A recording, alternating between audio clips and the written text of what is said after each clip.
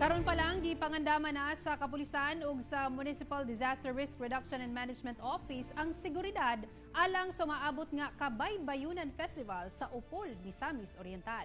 Gani activated na ang ilang gimuntar nga Incident Command System. Nakatutok si Clyde Makaskas. Sa Biyernes pa ang opening sa Kabaybayunan Festival sa Upol, Misamis Oriental. Apan karon pa lang, activated na ang ilang Incident Command System nga motutok sa kahapsay ug kalinaw sa maong kapistahan. Gilangkuban sa managlaing ahensya sa Upol ang maong Incident Command System nga gipangunahan sa MDRRMO sa maong lungsod. Gilaom ang dagsaon sa mga taga-Upol ug ubang turista sa Misamis Oriental ang maong tinuod nga kapistahan. Busa karon pa lang nakalatid na sabang ilang ipatumang emergency ug security protocols. Andam na gid ta kagahapon pa lang gid nahuman ang atong pagpangandam, and then kami sad karon sa Local Disaster Resolution Council nagpahigayon sad mag series of meeting na sad. Sanglit may kalabutan sa kadagatan ng kapistahan.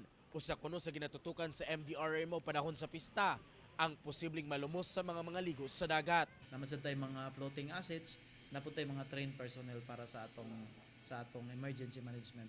Ug sanglit grabe ang kainit sa panahon karon.